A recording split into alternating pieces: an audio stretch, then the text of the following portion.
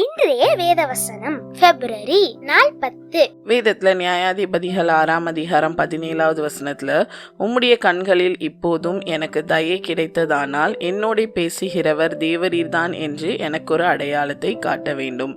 இந்த வார்த்தையை வேதத்துல கிதியோன் அப்படிங்கிற ஒரு பர்சன் சொன்னது. ஸோ கிதியோன் யாரு அப்படின்னு பார்க்கும்போது, ஆண்டவர் இஸ்ரவேல் ஜனங்களை மீதியானியர் கையில ஒப்பு கொடுத்திருப்பாங்க. அப்போ அந்த மீதியானியர் கையிலிருந்து இஸ்ரவேல் ஜனங்களை விடுதலை ஆக்குறதுக்காக தெரிந்து கொண்ட ஒரு பர்சன் தான் யாருன்னு பார்த்தீங்கன்னா கிதியோன்.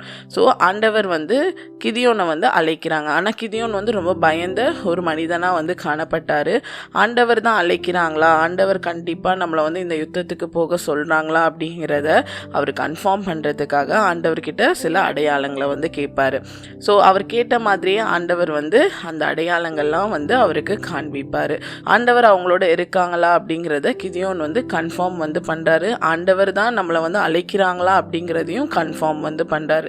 இதே போல தான் ஒரு காரியத்தை நம்ம செய்கிறோம் அப்படின்னு சொன்னால், உண்மையிலே இது ஆண்டவரோட தீர்மானம் தானா, இல்லைனா ஆண்டவர் தான் இதை நடத்துகிறாங்களா அப்படிங்கிற கன்ஃபர்மேஷன் நமக்கு தேவை.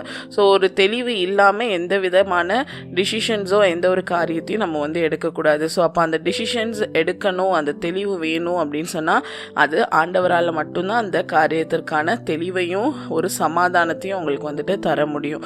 ஸோ கிதியோன் போல நீங்கள் ஒரு காரியத்தை செய்கிறதுக்கு முன்பாக அந்த ஆண்டவர் அனுமதிக்கிறாங்களான்றத தெரிந்து நம்ம செயல்படுகிறவர்களாக காணப்படுவோம்.